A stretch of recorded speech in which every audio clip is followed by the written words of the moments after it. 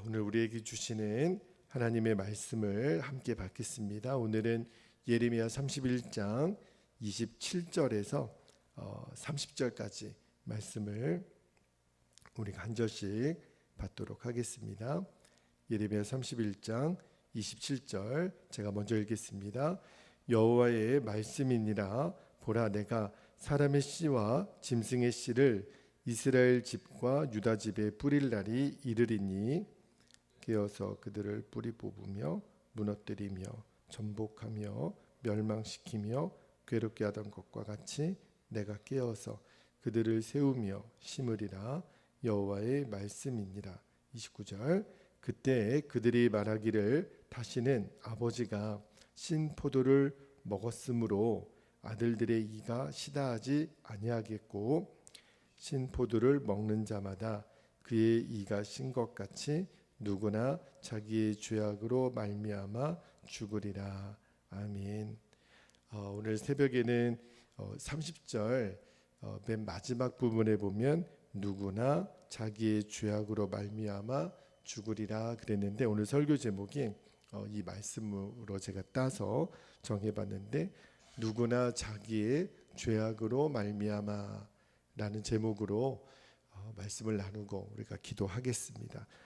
먼저 오늘 본문에서 주님이 두 가지 기도 제목을 주셨는데, 첫 번째로 우리가 붙들고 기도할 제목이 정직하게 내 잘못을 인정하면 하나님은 반드시 용서와 회복의 은혜를 주심을 믿게 하옵소서. 그렇게 우리가 기도하기를 바랍니다. 우리가 오늘과 내일 읽게 되는 이 예레미야 31장 27절에서 34절까지 말씀은 이제 바벨론 포로로 돌아온 유다 백성들이 어떠한 영적인 회복을 얻게 될지에 대한 말씀으로 기록이 되어 있어요. 그 중에서 오늘은 27절에서 30절까지만 읽었는데 29절 말씀에 보면 이제 하나님께서 유다 백성들이 본토 땅으로 다시 돌아오게 될 때에 그들에게 나타날 새로운 영적인 변화에 대해서 말씀을 하고 있는데요. 자, 29절 말씀 다시 한번 좀 볼게요. 29절 그때에는 언제냐면 이제 유다 백성들이 바벨론 포로에서 돌아오게 될 때에 그들이 말하기를 다시는 아버지가 신 포도를 먹었으므로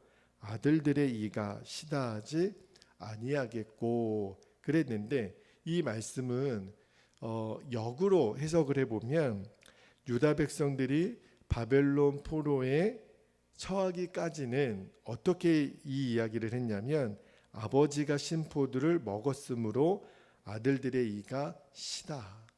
아버지가 신 포도주를 먹었기 때문에 아들들의 이가 시다라는 말을 계속 했었다는 거예요. 그런데 이제 이 말씀의 의미가 무엇이냐면, 이들이 아버지가 신 포도를 먹어서 아들들의 이가 시다. 신 걸 먹었으니까 이가 신 거는 시린 건 당연한 거겠죠. 이런 표현을 얼마나 자주 인용을 했냐면 거의 속담과 같이 이 표현을 썼다는 거예요. 에스겔 18장 2절하고 3절에 보면 그 속담이 여기에도 나오는데, 자, 에스겔 18장 2절 한번 보세요. 너희가 이스라엘 땅에 관한 속담에 이르기를 아버지가 신 포도를 먹었으므로 그의 아들의 이가 시다고 함은 어찌 됨이냐. 3절에 주 여호와의 말씀이니라. 내가 나의 삶을 두고 맹세하노니 너희가 이스라엘 가운데에서 다시는 이 속담을 쓰지 못하게 되리라. 그러니까 지금 바벨론 포로로 끌려가 있는 유다 백성들은 지금도 이 속담을 썼다는 거죠. 근데 이 속담의 의미가 뭐냐면, 아버지가 신포도주를 먹었기 때문에 아들들의 이가 시다. 이 말은 부모의 죄, 아비들의 그 죄의 결과가 아들들에게도 그대로 영향을 미쳤다. 그런 의미를 담고 있는 거예요. 그러니까 왜 유다 백성들이 지금 이 속담을 그들이 인용하냐면, 지금 우리들이 이렇게 징계를 받고 재앙을 초래한 원인이 누구에게 있다는 거예요? 아버지들에게 있다라는 거예요. 조상들에게 있다라는 거예요. 우리가 흔히 그런 말 하죠. 잘 되면 내 탓이고 안 되면 조상 탓한다고. 이 유다 백성들이 지금 딱 그 꼴인 거죠. 그러니까 지금 우리가 이렇게 어려움에 처하고 죄로 말미암아 징계를 받는 것은 다 부모들 때문에 그렇다. 그런데 그거는 사실이 아니죠. 물론 부모들로부터 영향은 받을 수 있었겠지만, 그러나 지금 이들이 나라가 망하고 바벨론으로 포로로 끌려간 것은 전적으로 자신들의 죄 때문에 빚어진 결과인 거죠. 그런데 지금 유다 백성들이 그 자신들의 어려움의 상황을 조상들 탓으로 돌리고 있는 거예요. 그런데 왜 이런 그 속담을 그들이 인용하고 썼었냐면, 그들이 십계명에서 주셨던 하나님의 말씀을 오해했기 때문에 그래요. 여러분, 십계명의 두 번째 계명이 뭔지 아시죠? 나 외에 다른 신을 섬기지 말라고 하는 우상 숭배 금지 명령을 내려요. 근데 그때 하나님이 하나님의 말씀을 미워하는 자, 하나님의 계명을 지키는 자에게 어떤 저주를 하나 말씀하셨냐면, 내가 그들의 하나님을 미워하는 자의 죄를 갚되 아비로부터 아들에게로 3, 4대에 이르기까지 저주를 내리리라, 그런 말씀을 하셨어요. 그러니까 그 말씀을 가지고 우리가 이렇게 지금 어려움에 처한 것은 3, 4대 이전의 부모로부터 잘못된 영향을 받았기 때문에 우리가 이렇게 어려움을 당하는 거다. 그러면서 아버지들이 신포도를 먹었기 때문에 자기들의 이가 시다라고 하는 그런 속담을 그들이 썼다는 거예요. 그런데 하나님이 십계명에 이 말씀을 주신 것은 조상의 죄가 무조건 자손들에게 미치게 될 거라고 하신 말씀의 의미는 아니죠. 물론 영향은 줄 수는 있어요. 그러나 그 영향이 꼭 부모 때문에 그 자녀가 죄를 지을 수밖에 없다라는 의미는 아니죠. 자신들도 자신들의 죄 때문에 징계를 받는 거지, 절대로 부모의 죄값을 자식들이 치르는 것은 아니라는 거예요. 그 말씀이 어디에 또 나오냐면 신명기 24장 16절 말씀을 한번 볼게요. 신명기 24장 16절에 보면 하나님 이렇게 말씀하십니다. 아버지는 그 자식들로 말미암아 죽임을 당하지 않을 것이요, 또 자식들은 그 아버지로 말미암아 죽임을 당하지 않을 것이니, 그 다음에 뭐라고 돼 있냐면요, 각 사람은 자기 죄로 말미암아 죽임을 당할 것이니라. 오늘 예레미야 31장 30절 말씀과 똑같은 말씀이 나와요. 각 사람은 자기 죄로 말미암아 죽임을 당하게 될 것이라. 이게 하나님이 말씀하신 어미하신 계명인 거죠. 그러니까 실제로 유다 백성들이 지금 나라가 망하고 포로로 끌려간 이 징계는 조상 때문이 아니라는 거예요. 그러니까 조상들의 나쁜 영향을 받을 수는 있겠죠. 그러나 그 조상들의 악행을 본받아서 자기들도 죄를 저질렀기 때문에 그 죄의 징계를 받는 거예요. 그런데도 유다 백성들은 계속해서 속담으로까지 써가면서 우리가 이런 어려움을 처한 것은 부모 때문이다. 지금도 그런 사람들이 많아요. 내가 이 모양 이 꼴이 된 것이 누구 때문이다, 부모 때문이다, 형제 때문이다. 끊임없이 자신의 처지를 비관하고 남탓만 하는 사람들이 있단 말이에요. 그러니까 자기는 무고한 거예요. 자기는 피해자인 거고. 그런데 하나님 말씀은 결코 그렇지가 않다라는 거예요. 오히려 적반하장일 수 있다라는 거죠. 그런데 그랬던 유다 백성들이 이제 바뀌게 된다라는 거죠. 어떻게 바뀌게 되냐면 하나님의 은혜로 이제 회복된 이후에는 자신들의 고난의 원인을 조상으로 돌리지 않고 자기 자신에게 돌리게 된다라는 거예요. 그게 오늘 우리가 29절 읽었던 말씀의 의미인 거죠. 이제 비로소 유다 백성들의 믿음이 성숙한 믿음으로 바뀌어가고 있는 거예요. 그러니까 성숙한 믿음은 미성숙한 믿음과 구별해서 어떤 차이가 있냐면, 내 잘못이 드러날 때, 내 잘못이 깨달아졌을 때 내가 그것을 정직하게 인정하는 거예요. 아, 제가 잘못했습니다. 제가 경솔했습니다. 제가 돌아보니까 이건 전적으로 저의 책임입니다.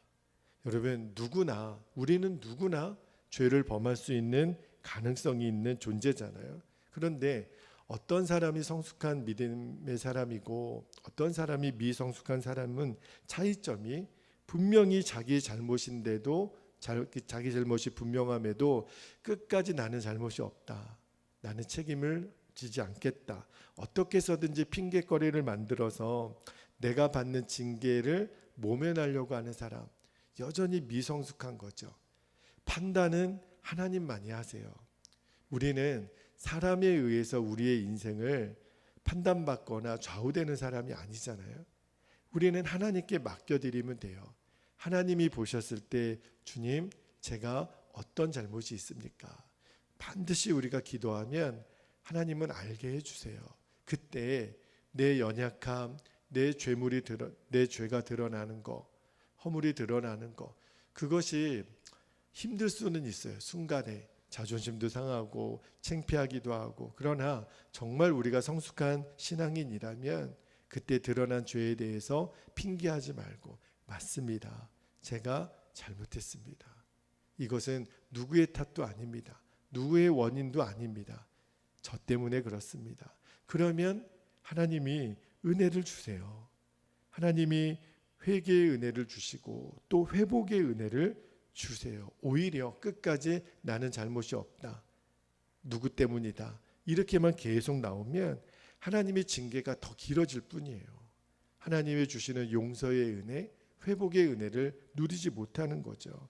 여러분, 그래서 우리가 죄가 드러나고 또 우리의 연약함이 드러날 때 제일 지혜로운 판단은 정직함이에요. 우리가 이거는 신앙에도 적용이 될 뿐만 아니라 우리들의 인생의 삶의 모든 영역에서 너무너무 중요한 지혜입니다. 이거는 정말 지혜예요. 당장은 창피함도 당하고 손가락질 당하고 그리고 정말 수치스러울 수도 있죠. 그러나 그게 인간인 것이거든요. 그러나 그때 변명하지 않고 내가 누구 핑계대지 않고 그냥 내가 잘못했습니다.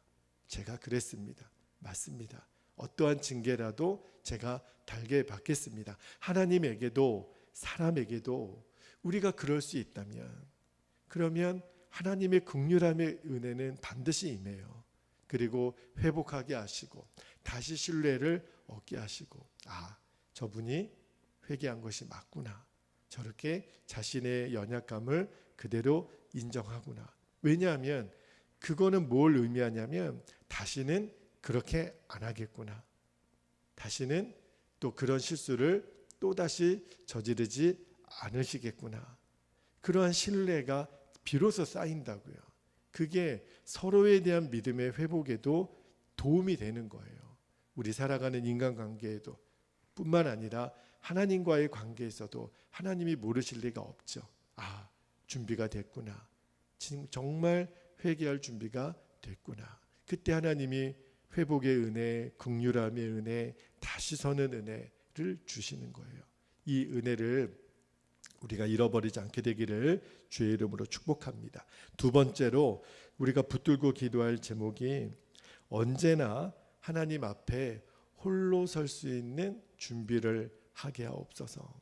여러분, 우리는 늘 하나님 앞에 함께 이렇게 믿음의 길은 가지만 궁극적으로는 하나님 앞에 홀로 설 준비를 해야 된다는 겁니다. 자, 이어지는 30절 말씀을 볼게요. 29절하고 정반대의 말이 나오죠. 신 포도를 먹는 자마다 그의 이가 신 것 같이 누구나 자기의 죄악으로 말미암아 죽으리라 그랬는데 29절에 아버지가 신 포도를 먹었으므로 아들들의 이가 시다 이 말하고 반대가 되는 것이 신 포도는 자기가 먹는 거예요. 자기가 먹는 자마다 그의 이가 신 것 같이. 오늘 설교 제목이기도 하죠. 누구나 자기의 죄악으로 말미암아 죽으리라. 그러니까 29절하고는 완전히 대조되는 말이잖아요. 그러니까 이스라엘 백성들이 이 죄에 따른 형벌은 오직 죄를 범한 자신에게 이제 미치게 될 거다. 그죠? 죄의 원인이 나에게 있었다면 그 죄의 징계는 내가 받는 거예요.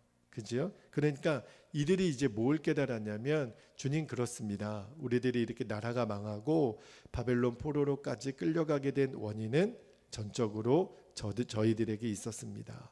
주님, 저희들의 죄를 회개합니다. 자신들의 죄를 인정하는 고백인 거예요. 그러니까 여러분, 이들의 이 고백과 같이요, 죄의 형벌은 죄와 무관한 사람에게는 임하지 않아요. 하나님의 법칙은요, 죄의 형벌은 죄를 범한 사람에게만 임합니다. 만일 누가 하나님께 심판을 받았다면 그 누구의 잘못이 아닌 거죠. 내 죄 때문에 받는 거예요. 이거는 반대의 원리도 똑같죠. 의에 대한 보상도 마찬가지입니다. 의에 대한 보상도 내가 가까이 있는 사람이 하나님에게 잘했기 때문에, 그 사람 옆에 내가 가까이 있었기 때문에 내가 보상을 받는 것은 아니에요. 전적으로 그 사람의 믿음으로 인한 하나님의 보상이 임하는 거죠. 그게 뭐냐면 하나님의 공의예요. 심는 대로 거두는 법칙은요, 하나님의 공의로우신 성품에서 빚어지는 결과거든요. 그러니까 하나님께서는 너무너무 공의로우시기 때문에 조상이나 그 부모에 대한 대가를 자손들에게 찾지 않으세요. 그죠? 그러니까 어떤 부모가 잘못했다고 해서 자식들에게 너 부모가 잘못했으니까 네가 대신 좀 혼나야겠다. 하나님은 절대 그렇게 안 하세요. 또 하나, 또 부모에 의해서, 부모가 너무너무 잘했잖아요. 그러니까 부모가 잘했으니까 너는 그냥 가만히 있어도 그냥 콩고물이나 먹어라, 이렇게도 안 하세요. 그러니까 모든 사람은 자기가 심은 그대로 열매를 거두게 하세요. 그게 하나님의 법칙이에요. 그게 하나님의 공의예요. 그 말은 어떤 의미를 담고 있냐면, 결국 우리는 하나님 앞에 내 믿음으로 홀로 서는 존재라는 거예요. 그러므로 왜 이 말씀을 우리가 깨닫는 것이 중요하냐면, 내가 지금 처한 이 환경이 누구 때문이다, 누구 탓이다, 부모 탓이다, 이렇게 말하는 사람은 정말 어리석은 사람이라는 거예요. 그렇지 않아요. 하나님은 물론 부모로부터 영향은 받을 수 있지만 그 부모 때문에 내 삶이 이렇게 됐다라고 하는 것은 정말 하나님의 마음을 몰라서 그래요. 그러니까 부모의 행위가 뭐 나와 완전히 무관하다고 할 수는 없죠. 왜냐하면 우리 자녀들의 입장에서는 부모를 닮을 수밖에 없어요. 오직하면 부전자전이라. 그죠? 그러니까 그 자녀를 보면 부모가 보인다라는 말도 있잖아요. 그래서 사람들이 오늘 그 아버지가 먹은 신포도가 뭐 아들들의 이가 시리다라고 그들이 속담을 만들어낼 만도 하긴 해요. 그리고 아까 얘기했지만 그들이 하나님의 두 번째 십계명을 오해했다 그랬잖아요. 당신을 미워하는 자의 죄를 갚되 아비로부터 3, 4대까지 이르게 하겠다. 이 말씀은 어떤 말씀이냐면, 영향은 받을 수 있죠. 부모의 삶의 영향은 자식이 절대적으로 받을 수밖에 없어요. 그러나 부모의 죄값을 자식들이 치르게 하거나 부모의 의로운 상급을 자식들이 공짜로 얻게 되거나, 그것은 하나님의 뜻이 아니에요. 여러분, 나는 의를 행하는데 부모의 어떤 연약함이나 죄 때문에 나에게 하나님의 심판이 이르게 하겠다고 하나님 말씀하신 적이 없으세요. 오히려 반대죠. 자, 에스겔서를 다시 한번 보겠는데, 에스겔서 18장 19절에서 20절까지 말씀 보면 이 부분에 대해서 하나님이 너무너무 정확하게 말씀을 하세요. 자, 에스겔서 18장 19절 한번 볼게요. 그런데 너희는 이르기를 아들이 어찌 아버지의 죄를 담당하지 아니하겠느냐 하는도다. 이 아들이 정의와 공의를 행하며 내 모든 율례를 지켜 행하였으면 그는 반드시 살려니와 그랬어요. 그리고 이어지는 20절 한번 보세요. 범죄하는 그 영혼은 죽을지라 아들은 아버지의 죄악을 담당하지 아니할 것이요 아버지는 아들의 죄악을 담당하지 아니하리니 의인의 공의도 자기에게로 돌아가고 악인의 악도 자기에게로 돌아가리라. 철저히 구원과 하나님의 징계는 개인적인 거라는 거예요. 여러분, 우리는 다른 사람으로부터 영향은 받을 수는 있어요. 그러나 그것이 우리가 하나님 앞에 홀로 서게 되는 일에 있어서 결정적인 영향을 주는 것은 아니에요. 우리는 철저하게 내 모습 이대로 하나님 앞에 서게 되는 존재라는 겁니다. 우리는 늘 하나님 앞에 단독자로 선다라고 하는 것을 잊으시면 안 돼요. 그래서 다른 사람을 원망하거나 다른 사람을 탓할 필요가 하나도 없는 거예요. 나는 부모에게 물려받은 것이 없다. 나는 부모의 덕을 본 것이 없다. 아니에요. 그거는 정말 그렇게 말하는 게 아니에요. 저도 옛날에 그런 적이 있었어요. 소위 우리 사회에서는 금수저가 있고 흙수저가 있다 그러잖아요. 부모 덕을 보는 사람이 있어요. 제가 어렸을 때, 그때는 우리 부모님이 신앙생활을 하지 않으셨을 때, 제가 어렸을 때는 아버지가 목사고 아버지가 장로인 친구들이 너무너무 부럽더라고요. 그렇게 믿음의 부모를 잘 두어서 얼마나 좋을까, 얼마나 또 너무너무 부러운 거예요. 심지어는 그로 인해서 제가 목회를 할 때, 처음 전도사 시절 때는 차별 대우도 경험한 적이 있었어요.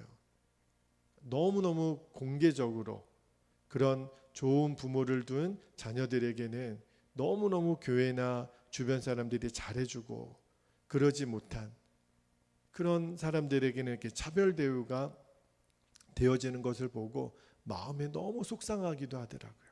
그런데 그것이 제 인생을 결정적으로 제 인생을 좌우지하지 않았어요.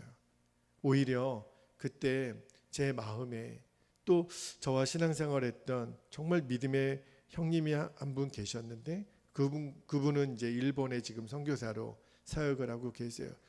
둘이 같이 붙잡고 기도했어요. 주철아, 그러면 우리는 좋은 부모를 두신 그런 분들이 1시간 기도하면 우리는 2시간 기도하면 되잖아. 그런 분들이 1시간 말씀 읽으면 우리는 2시간 말씀 읽고 그렇게 하나님께 매달리자. 정말 그렇게 밤을 새워가며 하나님께 매달려 기도했던 경험이 있어요. 오히려 지금 생각해 보면 저는 좋은 부모를 둬서, 정말 부자인 부모를 둬서, 영향력 있는 부모를 둬서 내가 왜 그런 혜택을 못 받았을까? 하나도 안 부러워요. 정말 하나도 안 부러워요. 오히려 저는 저희 부모님이 자랑스럽고 그냥 있는 모습 그대로 저를 낳아주신 것만으로도 그냥 감사해요. 정말 감사해요. 아버지는 이미 하늘나라로 가셨지만 그러나 지금 생각해 보면 그냥 감사해요. 지금도 아들을 위해서 기도하고 계실 그냥 아버지를 생각만 하는 것만으로도 그냥 감사해요. 여러분, 절대 우리가 누구 탓으로 돌릴 일이 없어요. 그리고 부모 때문에 그냥 내가 공짜로 무임승차해서 하나님의 상급을 그냥 받으려고 하는 것, 하나님이 왜 모르시겠어요? 덕도 안 되고 그 사람에게 이익도 안 되는 거거든요. 그러니까 몰라서 그래요. 결국 우리는 하나님 앞에 혼자 서는 거예요. 내 믿음 가지고 서는 거예요. 그리고 또 하나는 우리 자녀들에게 내가 그것을 깨달았다면 이제 우리의 후손들에게 정확하게 가르칠 줄도 알아야 되는 거죠. 홀로 서는 믿음의 법을 이제는 우리가 가르쳐주는 책임 있는 부모가 되어야 되죠. 그러나 나의 어떤 영향력은 자녀들에게 미칠 수 있겠지만 그 자녀 또한 결국은 궁극적으로는 하나님 앞에 혼자 서는 거예요. 그래서 함께 살아도 하나님 앞에 혼자 서는 독립적인 존재로 우리가 아이들을 존중해주고 또 아이들이 그렇게 설 수 있도록 도와줘야 되는 책임은 있어요. 그러나 이 아이를 우리는 하나님께 온전히 올려드려야 합니다. 내 소유물이 아닌 거예요. 우리의 자녀들은 내 뜻대로 되어질 수가 없는 거죠. 하나님, 우리의 자녀도 하나님 앞에 온전히 설 수 있는 존재가 되게 하시옵소서. 부모가 끊임없이 하나님 앞에 그런 존재로 살아야 되지만 우리가 우리의 자녀들을 위해서 적어도 기도의 유산만큼은 물려주는 책임을 또 다할 수 있는 부모가 되었으면 좋겠습니다. 자, 이제 우리 오늘 주신 말씀을 붙잡고 함께 기도하겠는데요. 2번 나눠서 기도할게요. 29절 말씀 붙들고 기도할 때 아버지가 신포도를 먹었으므로 아들들의 이가 시다 하지 아니하겠고 바뀌었다는 거예요. 이제는 유다 백성들이 회개할 줄 아는 존재가 되었다라는 거죠. 그래서 이렇게 기도하기를 원합니다. 정직하게 내 잘못을 인정하면 반드시 하나님의 용서와 회복의 은혜를 얻게 됨을 신뢰하게 하옵소서. 그래서 정직한 것이 최상의 정책이란 말도 있잖아요. 주님, 오늘도 우리가 주님 앞에 정직함으로 나아가게 하여 주시옵소서. 함께 기도하겠습니다. 할렐루야. 은혜가 많으신 아버지 하나님, 고맙고 감사합니다. 아버지, 지금의 내 모습이 결코 누구 때문에 되어졌다고 말할 것이 아닙니다. 결국은 하나님이 다 아시기 때문에 우리가 누구 때문에 이렇게 됐다 아니고, 결국은 내 죄 때문에, 내 연약함 때문에 지금 징계의 원인은 다 나에게 있었습니다. 유다 백성들이 끊임없이 아버지 탓하고 조상 탓하며 자기들의 책임을 지지 않고 자기들은 죄가 없다라고 그렇게 핑계하고 변명하려고 했지만 하나님이 그를 모르실 리가 없습니다. 그 마음의 중심을 하나님이 모르실 리가 없습니다. 그래서 오늘 하나님, 유다 백성들이 바벨론 포로에서 돌아오게 되었을 때 그들에게 일어났던 이 영적인 변화, 영적인 회복을 우리에게 말씀하시는 이유는 하나님, 내 죄값에 대한 하나님, 나의 그 징계의 원인이 철저하게 나에게 있었음을 기억하고 하나님 앞에 정직하게 내 잘못을 인정하고 회개하면 아버지 하나님은 우리를 용서하시고 우리를 그 징계로부터 회복시켜 주시며 아버지 하나님, 다시 한번 하나님의 아들의 지위와 하나님의 자녀된 권세를 누리게 하시는 사랑의 하나님, 공의의 하나님이신 것을 아버지 하나님, 우리가 깨닫게 되기를 원합니다. 그래서 아버지 하나님, 우리가 늘 언제나 정직한 상태가 되기를 원합니다. 하나님에게도 사람에게도 우리가 변명하거나 핑계하거나 꾸미려고 하지 아니하고 내 모습 그대로, 이 모습 이대로 주님 받아주시고 내 모습 이대로 정직하게 우리가 나아가면 당장은 창피하고 자존심도 상하고 할 수 있겠지만, 그러나 궁극적으로는 우리가 신뢰를 회복하는 길이고 하나님, 내가 떳떳한 길이고 아버지 하나님, 부끄러움이 없는 그러한 삶으로 나아가는 첫 걸음입니다. 그래서 하나님, 우리가 하나님에게도 또 서로에게도 언제나 정직하고 하나님, 투명하고 담백하고 아버지 하나님, 속임이 없는 그러한 모습으로 우리가 서로에게 설 수 있기를 아버지 하나님 원합니다. 사랑하는 우리 베델교회 성도들에게 그 은혜를 주시기를 원합니다. 깨끗한 은혜를, 아버지 하나님, 투명한 은혜를, 그리고 섞임이 없는 은혜를. 그래서 하나님, 정말 주님 앞에 회개할 때 회복의 은혜, 용서함의 은혜, 긍휼함의 은혜가 하나님 풍성히 임하는 우리들의 심령에 준비된 상태가 되기를 아버지 하나님 원합니다. 누구의 탓도 하지 않겠습니다. 누구에게 원인도 돌리지 않겠습니다. 하나님, 내가 온전히 하나님 앞에만 바로 설 수 있다면 주님, 그러면 충분하겠습니다. 그 은혜가 우리 모두에게 그대로 임하여지도록 아버지 하나님 역사하여 주옵소서. 감사드리며 주 예수님의 이름으로 기도하옵나이다. 아멘. 두 번째로 우리가 기도하고 계속해서 더 깊은 기도를 드릴 수 있기를 바랍니다. 30절 말씀 맨 마지막에 누구나 자기의 죄악으로 말미암아 죽으리라 그랬어요. 여러분, 우리는 하나님 앞에 결국은 홀로 서는 존재입니다. 누구 때문에 아니요. 지금 내 모습 이대로 하나님 앞에 서는 거예요. 그래서 날마다 우리는 주님 앞에 서는 준비를 하셔야 합니다. 그리고 우리 자녀들에게 가르쳐야 합니다. 너는 하나님 앞에 홀로 서야 되는 존재야. 선한 영향력을 끼치되 우리의 자녀들을 하나님 앞에 온전히 올려드리는 기도를 오늘은 우리가 했으면 좋겠어요. 주님, 우리가 하나님 앞에 언제나 홀로 설 수 있는 준비된 영혼이 되게 하여 주옵소서. 우리 주의 이름을 간절히 부르고 통성으로 기도하겠습니다. 주여, 아버지 하나님, 고맙고 감사합니다. 오늘도 우리의 마음속에 주님을 의지하게 하시고 주님만을 바라보게 하시니 참 감사합니다.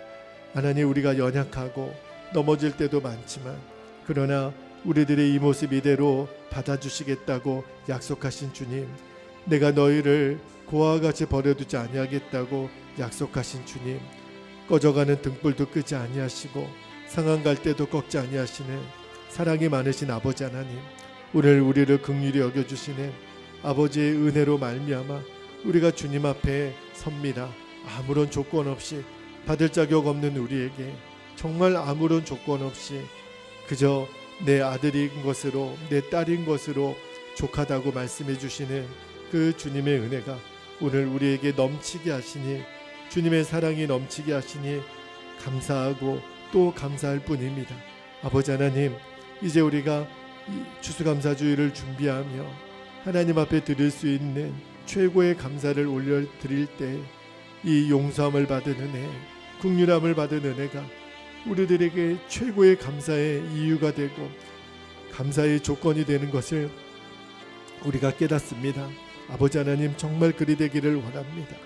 하나님, 내가 결국은 하나님 앞에 홀로 설 수밖에 없는 존재인 것을 깨닫게 하셨으니 절대로 다른 사람을 향하여 원망하거나 하나님 핑계하지 아니하고 오늘 내 모습이 어떠한지 또 점검하며 하나님 앞에 설 수 있는 준비된 영혼이 되기를 아버지 하나님 원합니다. 결국은 주님 앞에 우리가 홀로 섰을 때 하나님이 착하고 충성된 종아, 나의 종아 이렇게 불러주실 수 있다면 주님, 그것으로 충분하겠습니다. 그것으로 하나님, 나는 모든 상급을 다 받은 사람입니다.